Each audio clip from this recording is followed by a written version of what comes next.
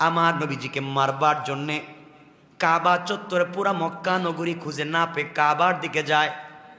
আমার রাসূল সরকারে কায়নাত দু জাহানের সরদার নবী রহমত জনাবে মুহাম্মদ রাসূলুল্লাহ সাল্লাল্লাহু আলাইহি ওয়াসাল্লাম হযরতে আবু বকরকে সঙ্গে নিয়ে কাবা চত্বরে আবু বকর বসে আছেন, আর আবু বকরের রানের উপরে আমার নবীজি মাথা রেখে শুয়ে আছেন।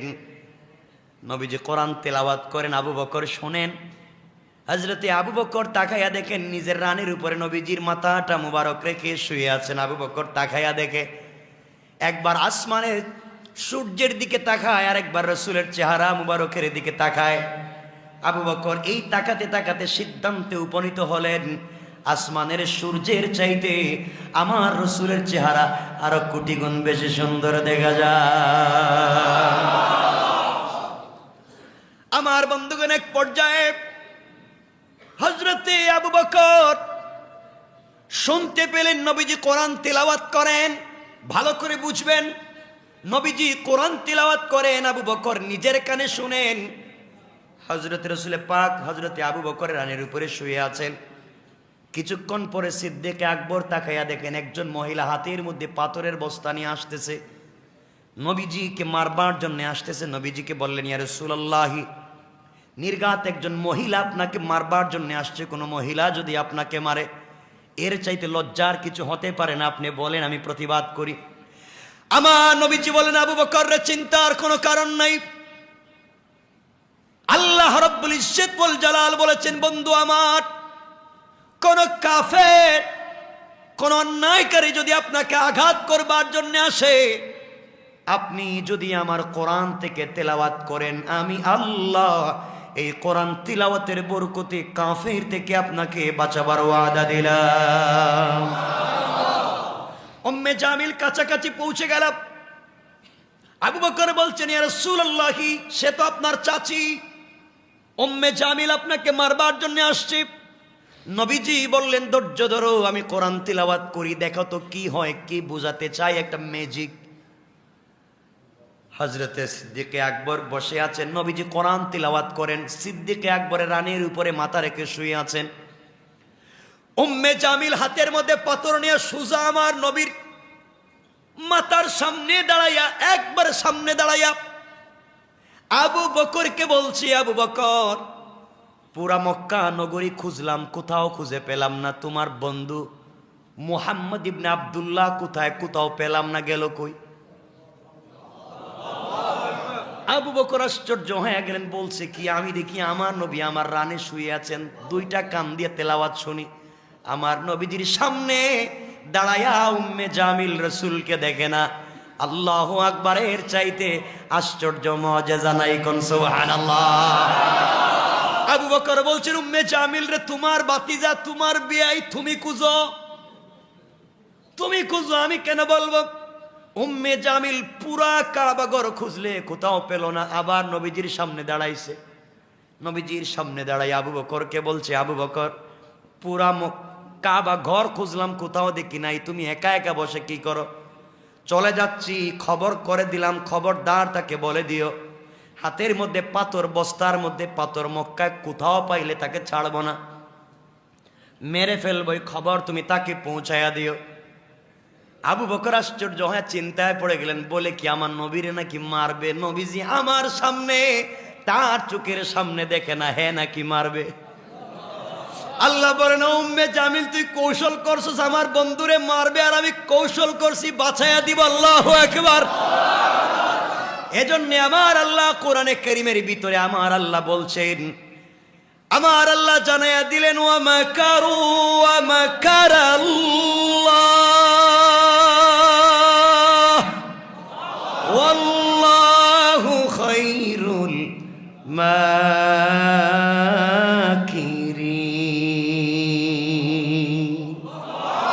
তোমরা যে কৌশল করে দিনকে মুছে দিতে চাও রে গোলাম, তোমরা জানো না তোমাদের কৌশল যেখানে শেষ, এর 1000 কিলোমিটার দূর থেকে আমি আল্লাহর উত্তম কৌশল শুরু হয়ে যায়। কোন সুবহানাল্লাহ। উম্মে জামিল পাথর নিয়ে চলে গিয়েছে। এবার হযরতে আবু বকর জড়াইয়া নবীজিকে ধরে কাঁদতেছেন আর বলছেন, ইয়া রাসূলুল্লাহ, বলেন না ব্যাপারটা কি? আপনি কোরআন শরীফ পড়েন, আমি কান দিয়া শুনি, আপনি আমার রানে শুয়ে আছেন, আমি চোখ দিয়ে দেখি। উম্মে জামিল আপনার সামনে দাঁড়াইয়া আমাকে দেখে, আপনাকে দেখে না, ব্যাপার কি? নবীজি জানাইয়া দিলেন, ও আবু বকর, আমার আল্লাহ আমাকে জানিয়ে দিয়েছেন, কোন কাফের, কোন অন্যায়কারী, কোন জালেম যদি আমাকে আঘাত করবার জন্য আসে, ওই সময়ে যেন আমি আমার আল্লাহর কোরআন থেকে তেলাওয়াত করি। আল্লাহ জানাইয়া দিয়েছেন, হিজাবাম মাসতুরা, আকাশ থেকে একটা গোপন পর্দা পাঠায়া ওই কাফের আর আমার মধ্যখানে আজীবনের মতো পার্টিশন সৃষ্টি করে দেয়। আল্লাহু আকবার বলেন। কষ্ট হচ্ছে না তো? 10:30 হয়ে যাচ্ছে, কিন্তু আপনাদের কষ্ট দিয়ে কথা বলার কোনো যৌক্তিকতা আমার কাছে নাই। রাত হলে তো আপনাদের ঘুমাইতে হইব, আর আমারও ঠাকুরগাঁও যাইতে হইব প্রোগ্রামে। কথাগুলো শুনেন কি বলতে চাই। রাসূল সাল্লাল্লাহু আলাইহি ওয়াসাল্লাম এখন দ্বীনের দাওয়াত দিচ্ছেন। কিসের দাওয়াত দিচ্ছেন?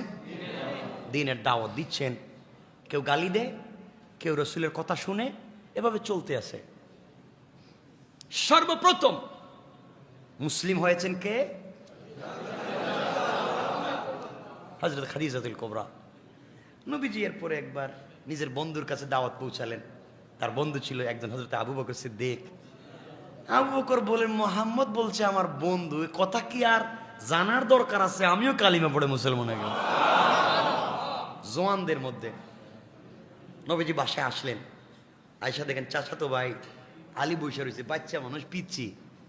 আলী তো এমনি খাটো, খাটো বুঝেননি, বাইটটা। আলী এমনিতেই খাটো মানুষ, এজন্য আলীকে মাঝে মাঝে ওমর এবং আবু বকর বলতেন। আরেক কথা, ওমর এবং আবু বকর মাঝে মাঝে আলীরে বলতেন, লাউ খান আলী ফলাম। কত কথা মনে পড়ে গেল। এই হযরতে আলী পিচ্ছি মানুষ। নবীজি বলছেন, আলী ব্যাপার কি? বলে, কি আপনি চুপি চুপি খাদিজাকে বললেন, আপনি চুপি চুপি আবু বকরকে বললেন, আমারে কিছু বলেন না কেন? নবীজি বলছেন, ব্যাপার তো এটাই যে আমি কালিমার দাওয়াত দিচ্ছি আল্লাহর পক্ষ থেকে, নবী এবং রাসূল।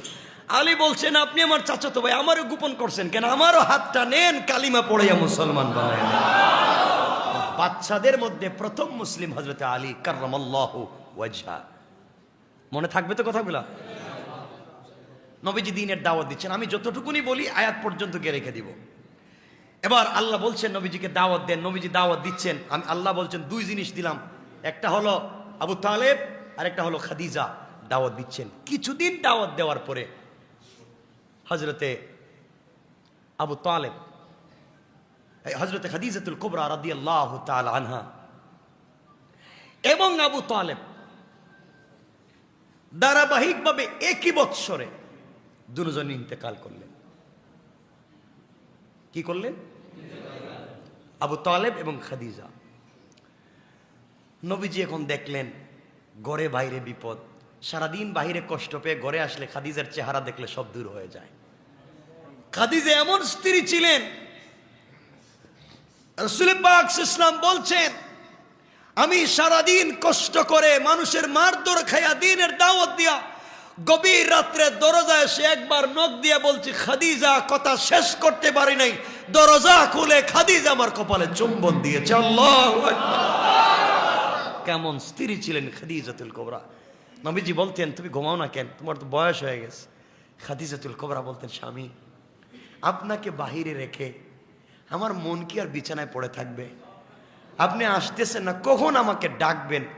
আমি আমার কানটা দরজার সঙ্গে লাগায় বসে থাকি, আমার স্বামী আমাকে দুইবার ডেকে যেন কষ্ট না পায়। আল্লাহু আকবার।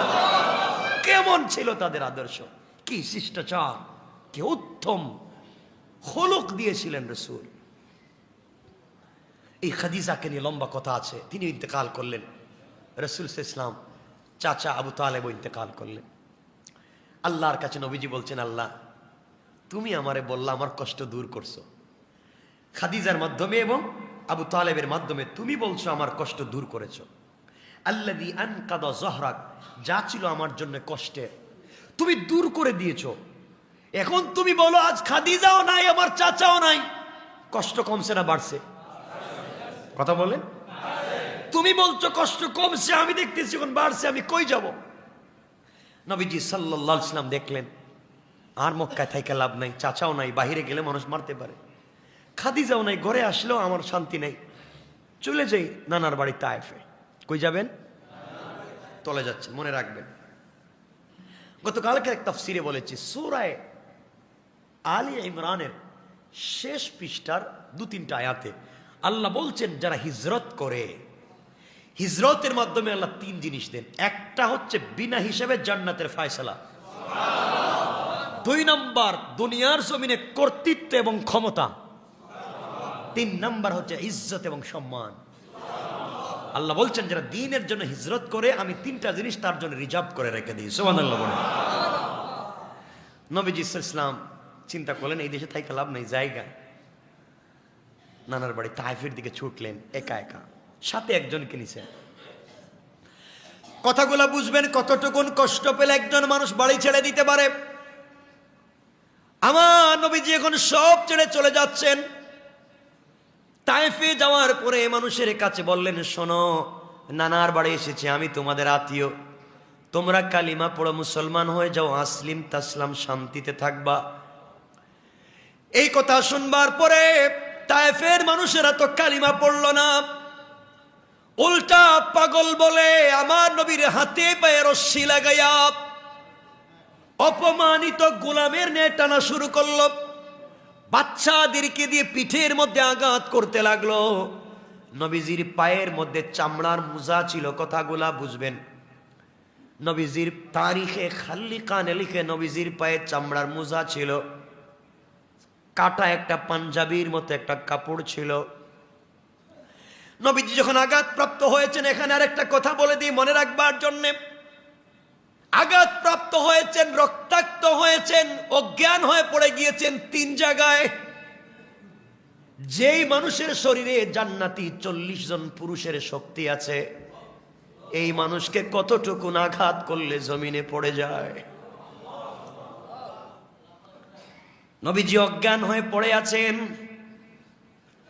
জ্ঞান ফিরবার পরে তাকে কুলে করে কাছে আনা হলো।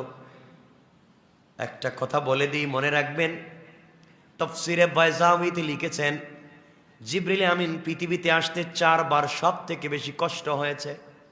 পৃথিবীতে আসতে 4 বার কষ্ট হয়েছে। এর একবার হলো তায়েফের দিন রাসূলের কাছে আসার। 1 মিনিটে সেই কথাটা আপনাদেরকে বলে দিই।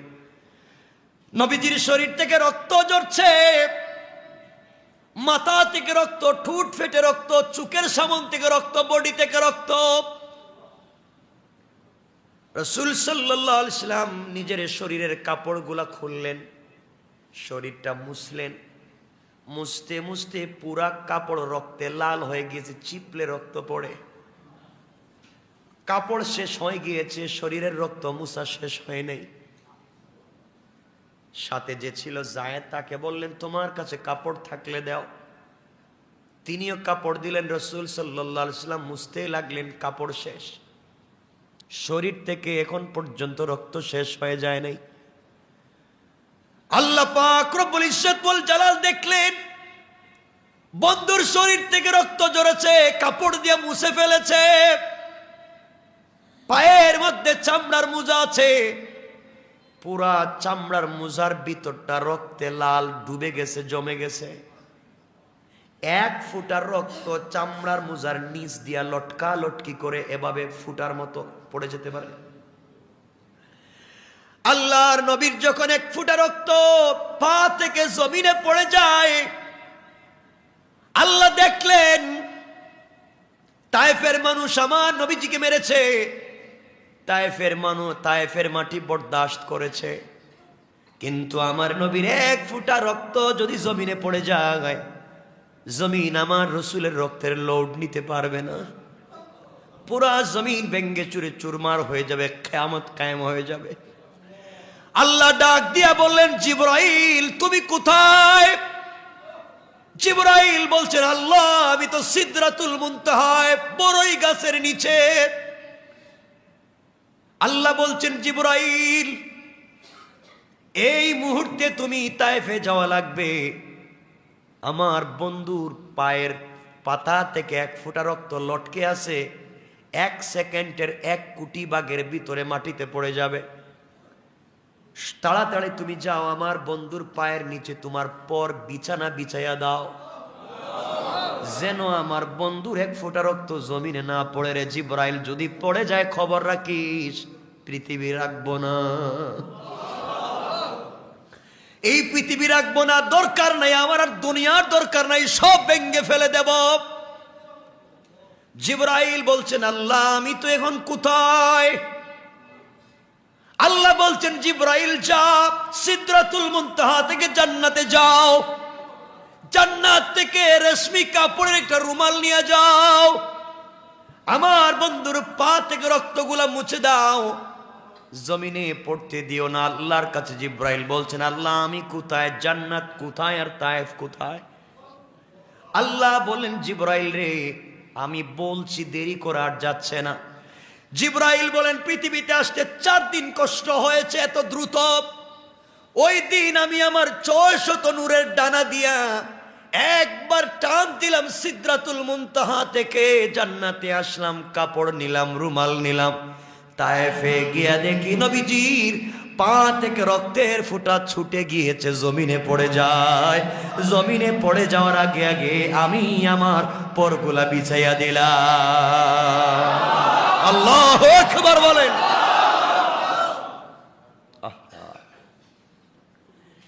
এই নবীজি এবার চিন্তা করলেন আহারে তায়েফের মানুষও আমাকে মারল, তায়েফের মানুষ আমাকে আঘাত করেছে, কই যাব, কোথায় যাব? বাড়িতে গিয়ে লাভ নাই, কেউ নাই, খাদিজা নাই,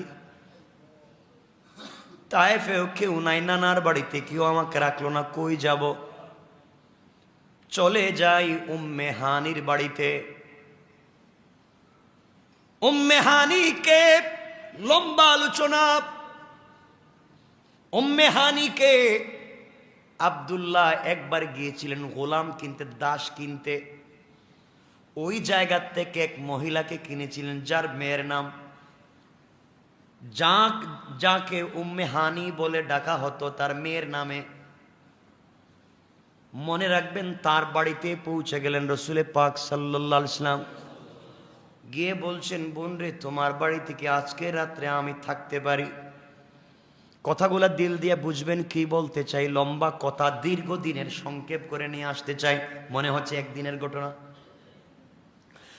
উম্মে হানির বাড়িতে গেলেন নবীজি, রাত্রবেলা বিছানায় শুয়ে আছেন, মনে পড়ে গিয়েছে তায়েফের দিনের কথা। মানুষ যখন একা হয় দুঃখের কথা মানুষের মনে পড়ে যায়, একা একা কান্না করে। নবীজি একবার তাকাইয়া দেখেন শরীরের দিকে দাগ পড়ে আছে শরীরে, যেই বডিতে আল্লাহ মশা মাছি বসাকে হারাম করেছেন, এই বডিটা ফুলে গিয়েছে, রক্ত লেগে আছে, চামড়া ছিলে গিয়েছে, শরীরটা ফুলে গিয়েছে, পুরা বডিতে ব্যথা। মনে পড়েছে আহারে আজ যদি আমার খাদিজা থাকতো, বাড়িতে গেলে আমার সবগুলা ব্যথা দূর হয়ে যেত।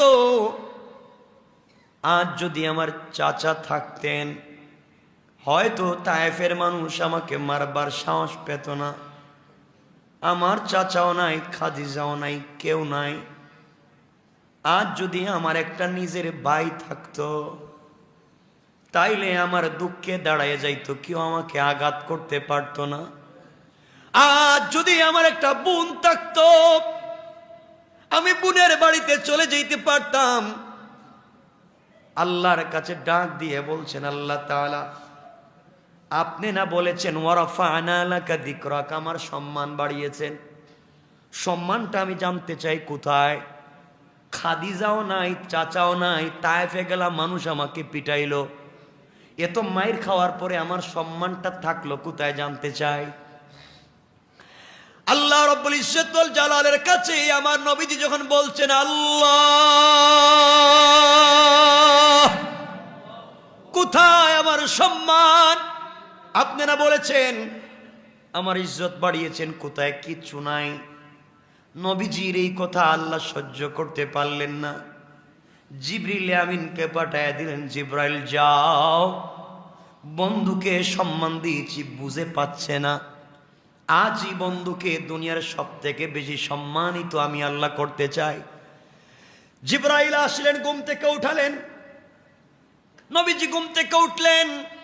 জিবরাইল বলছেন, ইয়া রাসূলুল্লাহ, আনা জিবরাইল। ভাই তুমি কেন আসছো? কেন এখন আসছো বলো, এত নির্যাতন বুক করার পরে। জিবরাইল বলছেন, ইয়া রাসূলুল্লাহ, আপনি উঠেন, আপনাকে নিয়ে যাওয়া লাগবে কাবা চত্বরে। জিবরিল আমিন রাসূল পাককে নিয়ে গেলেন, কাবা চত্বরে শোয়া দিলেন, জমজমের পানি হাতে নিলেন, সিনা চাক করলেন, বুক কাটলেন। আলাম নাশরাহ লাকা সাদরাক, আপনার বুকটাকে আমি কাটি নাই, কাটা হলো। জিবরিল আমিন বুকটা কাটলেন, বুকের ভিতর থেকে কি যেন বের করলেন, জমজমের পানি দিয়ে ধুইয়া ভিতরে ঢুকাইয়া দিলেন। জান্নাত থেকে ইলম এবং হিকমত আনলেন, ইলম এবং হিকমত এনে বুকের ভিতরে লাগাইয়া আবার লাগাইয়া দিলেন। সুবহানাল্লাহ বলেন। এবার নবীজিকে বলছেন, জিবরাইল বলছেন, ইয়া রাসূলুল্লাহ, আপনি বলেন তো ভাল লাগে কিনা? নবীজি বলছেন, জিবরাইল রে, কি তুমি করলা? আমার বুকের ভিতরে কি ঢুকাইয়া দিয়েছো আমি তো বুঝতে পারতেছি না, কি তুমি দিয়েছো? সাথে সাথে আমি যেন জান্নাতে একটা শান্তি পাইতেছি।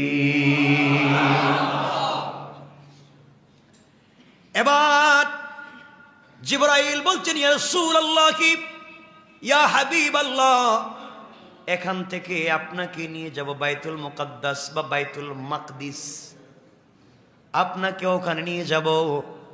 আপনি নাকি বলেছেন সম্মান কোথায়, আপনি বুঝতে পারতেছেন না। জিবরিল আমিন রাসূল পাককে নিয়ে গেলেন বাইতুল মুকাদ্দাসে। আল্লাহ পাক আগে থেকে ওখানে গোটা দুনিয়ার আদম থেকে ঈসা পর্যন্ত সমস্ত পয়গম্বরদেরকে একত্রিত করে রেখে দিয়েছেন। নবীজি সাল্লাল্লাহু আলাইহি ওয়াসাল্লাম ওখানে পৌঁছে গেলেন, সকল নবীরা হাজির। 2 রাকাত সালাত পড়তে হবে, কে ইমামতি করবেন? কেউ বলছেন, বাবা আদম, আপনি তো সকলের বাপ, আপনি ইমামতি করেন। কেউ বলছেন, ইব্রাহিম, আপনি পড়েন, আপনার মিল্লতের বাপ, আপনি ইমামতি করেন। কেউ বলছেন, ঈসা, আপনি ইমামতি করেন। আল্লাহ জানাইয়া দিলেন, জিবরাইল, সবাইকে জানাইয়া দাও আমার বন্ধু ওয়ারাফানা লাকা যিকরাক, সম্মান কতটুকুন দিয়েছি বুঝাতে চাই। আদম থেকে ঈসা নবী পর্যন্ত সকল পয়গম্বরেরা আজকের দিনে হবে মুসল্লি, আর আমার বন্ধু হাবিবুল্লাহ হবে আজকের দিনের ইমাম। ওয়ারাফানা লাকা যিকরাক, বন্ধু সম্মানটা তো আমি বাড়াইয়া দিচ্ছি। কে দিচ্ছেন বাড়াইয়া? আল্লাহ। এখন নামাজ শেষ হলো, নবীজি উপর দিকে উঠতে লাগবেন, উপর দিকে যেতে থাকবেন। এখন যাবেন এই ওয়ারাফানা লাকা যিকরাক সিদরাতুল মুনতাহা পর্যন্ত যাওয়ার পরে কি হবে, এটা লম্বা এক আলোচনা। আমার 11টার ভিতরে এমনি আমি বুঝতেছি দেরি হয়ে যাচ্ছে, শেষ করতে হবে। সুতরাং এখান থেকে যে আলোচনা শুরু হবে এটা আরো বিশাল লম্বা। নবী যখন উঠতে থাকবেন, প্রথম আসমানের গেটে যাবেন, জিবরাইল নিয়ে যাবেন। জিবরাইল নিয়ে যাওয়ার পরে প্রথম আসমানের গেটে সালাম দিবেন। প্রথম আসমানের প্রহরীরা বলবে, আপনি কে? আমি জিবরাইল। তো জিবরাইল, তো এখানে আসছেন কেন? গেটটা খোলো দাও না, আমি একটু উপরে যাব। তো আপনি এদিকে আসছেন কেন? গেট খোলা যাবে না। কেন? আল্লাহ আসমান সৃষ্টি করার প্রথম দিন থেকে নিয়ে, আসমানের প্রথম গেট থেকে নিয়ে সিদরাতুল মুনতাহার গেট পর্যন্ত নিজের কুদরতের মাধ্যমে লাল গালিচা বিছিয়ে দিয়েছেন। আল্লাহ স্ট্রাকচার ডিজাইন করে রেখে দিয়েছেন। জান্নাতুল ফিরদাউস থেকে কাঁচা ফুল এনে ছিটিয়ে দিয়েছেন। সব থেকে সুন্দর করেছেন। তার বন্ধু হাবিবুল্লাহকে তার বাড়িতে যেদিন দাওয়াত করবেন সেই দিন দরজা খুলে দেওয়া হবে। আর দুনিয়ার কারোর জন্য দরজা খুলে দেওয়া হবে না, একমাত্র তার সম্মানের জন্য। জিবরাইল বলছেন, যার জন্য এত কিছু করেছো তিনি আমার সাথে আছেন। যার জন্য এত কিছু করছো তোর আমার সাথেই। নবীজি উঠলেন, সবাই সালাম দিলেন। নবীজি ওখানে গিয়ে মুচকি মুচকি হাসতেছেন। জিবরাইল বলছেন, হাসেন কেন? আপনারা কাঁদতেছিলেন? আপনারা কষ্টের মধ্যে ছিলেন, আপনাকে আমি নিয়ে আসলাম, এখন হাসেন কেন? নবীজি বলছেন, জিবরাইল হাসবো না? আল্লাহ যে আমাকে এতটুকুন ভালোবাসে আমি জানি না।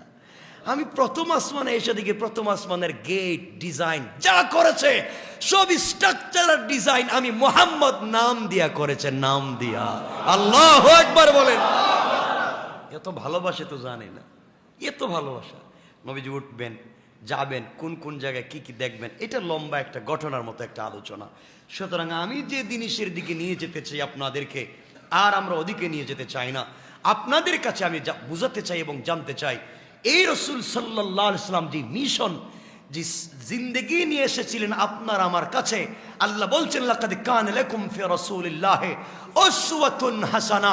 ও বিশ্ববাসী, তোমরা যদি উত্তম আদর্শ শিখতে চাও, তোমরা যদি শিষ্টাচার শিখতে চাও, দুনিয়ার জমিন থেকে সব ধরনের অনৈতিকতা দূর করে, জুলুম দূর করে ন্যায় ইনসাফ কায়েম করতে চাও, দুনিয়ার কোনো জিনিস দিয়ে হবে না, কারো চরিত্র আদর্শ দিয়ে হবে না। এই পৃথিবীকে সুন্দর করতে চাইলে একজনের আদর্শ লাগবে, তিনি হলেন মুহাম্মদুর রাসূলুল্লাহ। তার আদর্শ ছাড়া বিকল্প কোনো রাস্তা নাই। নবীজির আদর্শ তো তেমন ছিল, কারোর সাথে কথা বললে মুস্কি হেসে কথা বলতেন। কেউ তাকে মারবার জন্য গেল, তার হাত ধরে মুসাফা করতেন, বুকের সঙ্গে জড়াইয়া ধরতেন, দুশ্মন ও দুস্থ হয়ে যেত। সুবহানাল্লাহ বলেন। সেই ছিলেন আমাদের রাসূল। এই রাসূল সাল্লাল্লাহু আলাইহি ওয়াসাল্লামকে আমরা ভালোবাসতে পারবো তো ইনশাআল্লাহ? বলেন ইনশাআল্লাহ। অনেক লম্বা আলোচনা, আপনাদেরকে কষ্ট দিতে চাই না। রাত 2 ঘন্টা হয়ে গেছে প্রায়, আর আপনাদের কেউ কষ্ট দিতে চাই না, আমিও লম্বা করতে চাই না। আলোচনা অনেক দূরের বাত, অনেক লম্বা বিষয়। শেষ দিকে যে কথাগুলো বলতে চাই, দিল দিয়ে শুনেন আপনাদেরকে কি বুঝাতে চাই। ও ভাই, ভালো করে বুঝো, রসুলে চলে গিয়েছেন, রসুলের মতো মহামানবকে আল্লাহ দুনিয়া রাখেন নাই, তোমাকে আমাকে রাখবেন না। ওই নিউ মার্কেট এলাকার মুসলমানেরা শোনো, একদিন দেখবা চৌধুরী বাড়ির চৌধুরী বাড়ি থাকবে, চৌধুরী সাহেব থাকবেন না। একদিন চেয়ারম্যানের বাড়ির চেয়ারম্যান বাড়ি থাকবে, চেয়ারম্যান থাকবেন না। একদিন শিল্পপতির বাড়ি থাকবে, শিল্পপতি থাকবেন না। এই এলাকার সব থেকে বড় ধনীর বাড়ি থাকবে, ধনী সাহেব থাকবেন না। একদিন আপনার টাকায় বানানো বাড়ি থাকবে, থাকবেন না শুধু আপনি। কি নিয়ে যাবেন রবের কাছে? কি নিয়ে যাবেন রবের কাছে? কি আছে এমন যেটা নিয়ে আপনি রবের সামনে দাঁড়াবেন? শোনো এলাকার মানুষ, নিউ মার্কেটে তোমার ব্যবসা, পুরা এলাকার মধ্যে তোমার ব্যবসা, সারাদিন ব্যবসা করেছো, ঘুম থেকে উঠে ঘুমাতে যাওয়া পর্যন্ত ব্যবসা করেছো। এশার সময় আল্লাহ ডাক দিয়েছেন, যাও নাই। জোহরের সময় রব ডাক দিয়ে বলেছেন, ও বান্দা, ব্যবসার মধ্যে কল্যাণ নাই, হাইয়া আলাল ফালাহ, কল্যাণ তো আমার কাছে, তুমি আমার কাছে আসো, রসুলের জিন্দেগি নিয়ে আসো। মসজিদে গেলে না, রব তো আসরের সময় ডাকলো, মাগরিবের সময় ডাকলো, একবারও রবের কাছে গেলে না। সারা দিন ব্যবসা করতে করতে রাত্রি 8টার সময় দোকান লাগাইয়া যখন বাড়িতে যাইবা, ক্যাশের বাক্স খুলেছ, বাক্স খুলে টাকা গুনতে গিয়েছো। আজকে নিউ মার্কেটে কি ব্যবসা করেছো, এই এলাকায় কি টাকা বিজনেস করেছো, টাকা গোনার জন্য কেশের বাক্স খুলে হাত দিয়েছো, টাকা গনবে। বুকা হয়তো তুমি জানো না, তোমার কেশের বাক্সের ভিতরে আজরাইল বসা। আজরাইল আল্লাহ কি বলছে, আল্লাহ আম শিখাও আত্রুক, ওরে ছেড়ে দিব না ধর্ম। ও বলে টাকা তার, ও বলে বিজনেস তার, ও বলে সব তার, তুমি বলো ওরে ছেড়ে দিব না ধর্ম। আল্লাহ কয় টাকায় হাত দিছে, গনতে দিস না, একটা থাপ্পড় দে, দেখবে ব্রেইন স্ট্রোক হয়নি। দোকানেই ব্রেইন স্ট্রোক। তুমি আমেরিকা চলে যাচ্ছ, ইংল্যান্ডে চলে যাচ্ছ, কানাডা চলে যাচ্ছ, তোমার পাসপোর্টে ভিসা লেগেছে, দুনিয়ার সবার কাছ থেকে বিদায় নিয়েছো, তোমার বন্ধু বান্ধব ব্যবসায়ীদের কাছ থেকে বিদায় নিয়েছো, কত দূরের সম্পর্কের মানুষের কাছ থেকে বিদায় নিয়েছো। যাকে তুমি ভুলে গেলে সে তো রব। সবার কাছ থেকে বিদায় নিয়া ব্যাগেজ লাগেজ একত্রিত করে আগামীকালকে শাহজালাল আন্তর্জাতিক বিমানবন্দর থেকে সকাল 10টায় তোমার ফ্লাইট, পাসপোর্টটা তুমি বালিশের নিচে রাইকা সবার কাছ থেকে বিদায় নিয়ে রেডি, আগামীকালকে সকালে তুমি চলে যাবে ইউরোপ আমেরিকা। তুমি জানো না বুকা, হইতে পারে তোমার বালিশের নিচে আজরাইল বসা, ঘুমের ভিতরেই হার্ট অ্যাটাক করে মরে যেতে পারে। কিসের দুনিয়া? রব এজন্য বলেছেন, ইয়া আইয়ুহাল ইনসান মা গাররাকা বিরাব্বিকাল কারীম, এই মানুষ তোদের কি হয়েছে, কে তোদেরকে ধোঁকা দিয়েছে আমার মতো মহান রব থেকে? অথচ আল্লাযী খালাকাকা, আমি তোমাদেরকে তৈরি করেছি। রব থেকে দূরে যাইও না। আল্লাহর ওয়াস্তে দু হাত জোড় করে আপনাদের কাছে বলছি, ও যুবক ভাই যারা আছো এখানে, আমার কথা যত দূর